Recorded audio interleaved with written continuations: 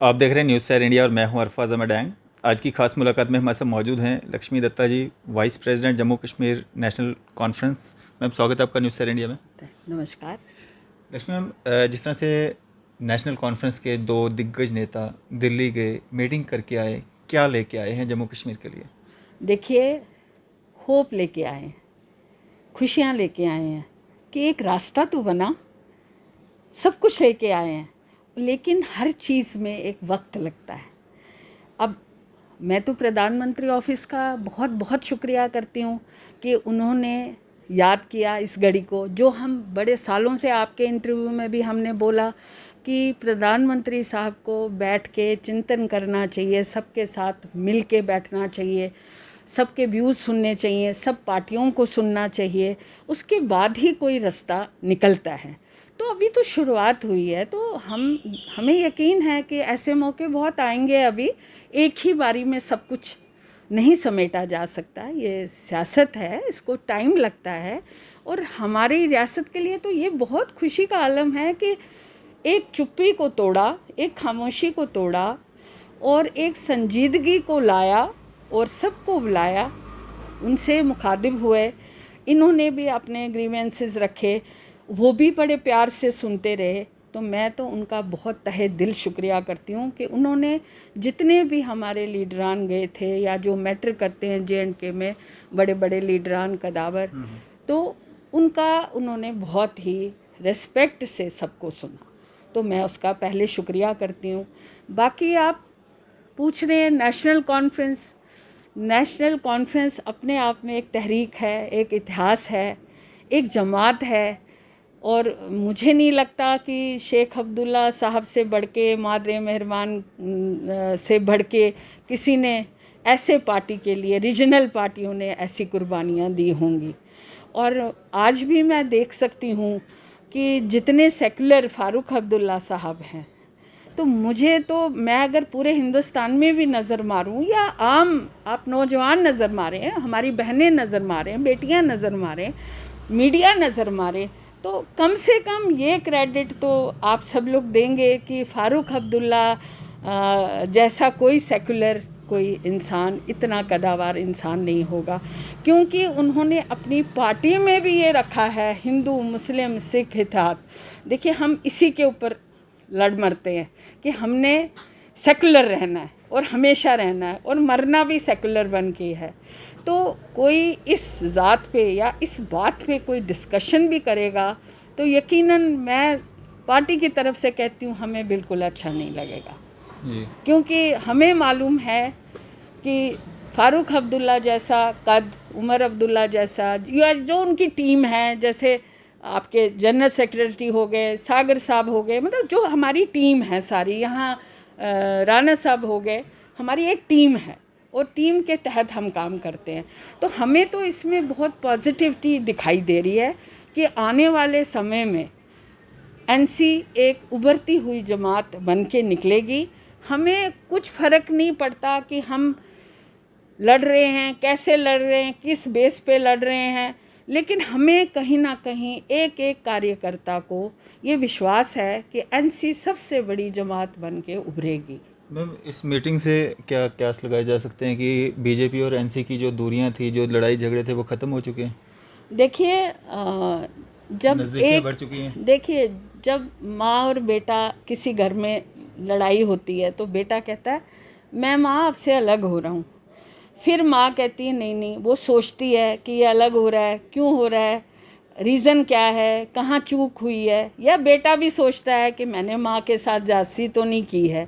तो मुझे लगता है कि अगर आप उस एग्ज़ाम्पल को लें, ये टेम्पररी फेस है, ये टेम्पररी फेस है, सब ठीक हो जाएगा, ये हमें विश्वास है। आज हमें ये विश्वास है कि चाहे धीरे धीरे होगा लेकिन ये सब ठीक होगा। अभी आज उन्होंने थोड़ा सा बर्फ़ का गोले को थोड़ा सा ब्रेक किया है, फिर धीरे धीरे वो पिघलेगा और पिघलेगा और पिघलेगा और जम्मू कश्मीर के लिए एक इतिहास रच जाएगा और पॉजिटिव वे में रचेगा, पॉजिटिव वे में, जिसमें सभी आवाम, हमारा टूरिज़्म, हमारे टीचर्स, हमारे प्राइवेट स्कूल्स, हमारी यूनिवर्सिटीज़, हमारे कॉलेजेस, हमारे कश्मीर के शिकारा वाले, हमारा टूरिज़्म, वैष्णो माता और जम्मू के जो ट्रेडर्स हैं सारे परेशान हैं, ट्रांसपोर्टर्स हैं परेशान हैं, जनता है वो परेशान है। 100 रुपये लीटर पेट्रोल हो गया है, बहुत मुश्किलें आ गई हैं, बहुत मुश्किलें जम्मू कश्मीर में इस टाइम पे। एक मुश्किल नहीं है, एक कोरोना का कहर, सब कुछ साथ साथ हो रहा है। लेकिन जो ये बात हुई है, ये जो मीटिंग हुई है, ये मुझे लगता है कि ये रंग ज़रूर दिखाएगी, आस्ता आस्ता दिखाएगी, लेकिन दिखाएगी ज़रूर, और हमें सुनहरी भविष्य आने वाला दिख रहा है। मैम 370 और 35A पे क्या स्टैंड रहेगा एनसी का? हमारा स्टैंड, देखिए, हमारा हमेशा स्टैंड जनता के साथ है। हमारी पब्लिक जो चाहेगी, हमारे लोग जो चाहेंगे, हम वही कर रहे हैं। अब रहा, आप कह रहे हो 370 और 35A, देखिए हमारा सुप्रीम कोर्ट बैठी हुई है, हमें इंडियन कॉन्स्टिट्यूशन पे पूरा भरोसा है कि जब भी हम इंडियन कॉन्स्टिट्यूशन के तहत कोई भी काम करेंगे उसमें हमें विजयी होगी। तो सुप्रीम कोर्ट की वेट कर रहे हैं हम लीगली वो फाइट कर रहे हैं, और वो भी इंसाफ हमें अच्छा मिलेगा अंडर इंडियन कॉन्स्टिट्यूशन। मतलब आपको लगता है 370 और 35A वापस मिलेगा? देखिए, वो सुप्रीम कोर्ट एक दिन वो ऑर्डर देगी, सबको पता चल जाएगा, सबके सामने वो आएगा। तो ये मेरा अकेले का ओपिनियन तो हो नहीं सकता है। अगर जजमेंट आपके फेवर में नहीं आती है, 370 35A वापस नहीं आता है, देखिए, फिर भी आप उस फैसले को जो है एक्सेप्ट करेंगे? अरफाज साहब, आप तो एक संजीदा जर्नलिस्ट हैं, आप जर्नलिज़्म को बहुत गहरी तरीके से लेते हैं। आप ये समझते हैं कि तब की बात तब होती है, जब की बात जब होती है, अब की बात अब होती है। आने दीजिए ना पहले सुप्रीम कोर्ट का, फिर आप मुझसे इंटरव्यू लीजिए। आपके ही नेता कश्मीर में जाके कश्मीरी जो लोग हैं उनके सामने ये कहते हैं कि 370 और 35A को हम वापस ला के रहेंगे। देखिए, मैंने खुद सुना, उमर साहब ने बोला है कि सुप्रीम कोर्ट में हम लड़ रहे हैं। तो उन्होंने क्या गलत बोला है?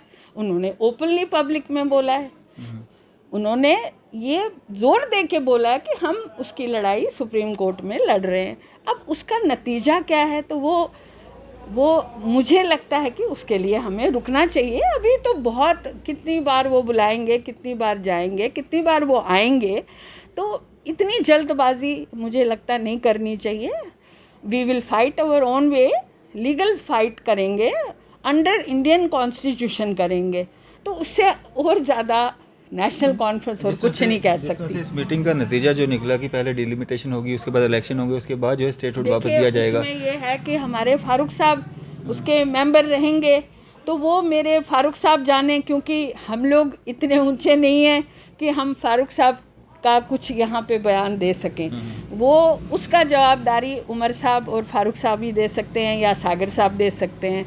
तो जो मेरी नॉलेज में है, जो मैं अपनी, जैसे मैं मास कांटेक्ट में हूँ, मैं जो सिपाही हूँ एनसी की, मास कांटेक्ट में, तो मैं यही कहूँगी कि एनसी एक सेकुलर जमात है, एनसी गरीबों की जमात है, एनसी किसानों की जमात है, एनसी ड्राइवरों की जमात है, एनसी रेडी वालों की जमात है, एनसी ट्रांसपोर्टर्स की जमात है, एनसी विधवा बहनों की जमात है, एनसी सभी जो डाउन ट्रॉडन बहनें हैं उनकी जमात है।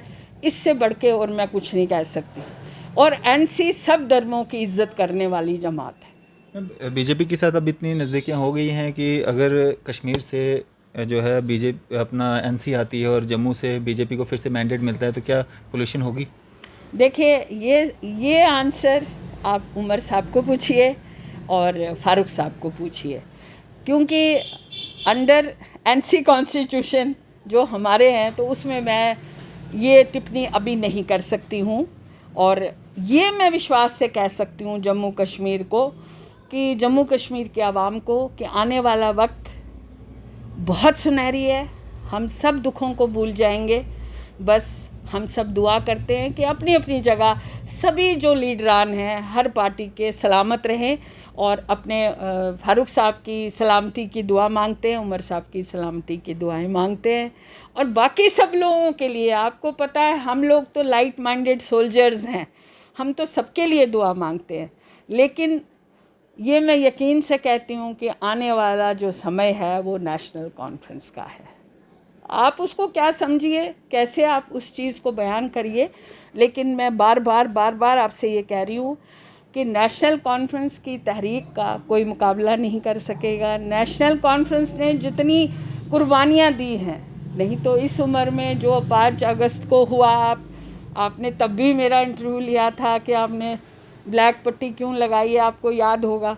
तो जितना नेशनल कॉन्फ्रेंस की कुर्बानियाँ आपने लोगों के प्रति, तो मुझे शायद ये लगता है कि कोई इतना शेर दिल होगा जो इतनी कुर्बानियों कर सकेगा। क्या मैसेज रहेगा आपका आम जनता के लिए? मेरा आम जनता के लिए यही मैसेज है कि नेशनल कॉन्फ्रेंस जो है वो आपकी जमात है, आपके लिए है। We will do and die for our people of J&K. We will go to any extent for the happiness of J&K state. We can do anything for the happiness of the people, for the happiness of the poor people, downtrodden, migrants, हमारे border belt के तमाम लोग, हम सब के लिए do and die policy रखेंगे। वक्त को आने दीजिए, हम उसको प्रमाण करके दिखाएंगे, प्रमाणित करके दिखाएंगे आपको हमसे कोई निराशा नहीं होगी, हमारी पार्टी लीडरान से कोई निराशा नहीं होगी। चलो शुक्रिया मैम हमारे साथ बातचीत करने के लिए, अपना कीमती समय देने के लिए। Thank you very much. तो ये थी हमारे साथ लक्ष्मी दत्ता जी, जो कि जानी मानी नेता हैं नेशनल कॉन्फ्रेंस की, और जिनके जवाबात रहते हैं वो दो टुक रहते हैं, और आज थोड़ा सा गोलमोल जवाब भी इनकी तरफ से देखने को मिले हैं। हालांकि फायर ब्रांड नेता मानी जाती हैं, नेशनल कॉन्फ्रेंस में काफ़ी बड़ा कद है इनका, और इन्होंने अपने व्यूज़ हमारे साथ साझा किए। फिलहाल दीजिए इजाज़त, मैं अरफाज अहमद डैंग, कैमरामैन शाहनवाज के साथ।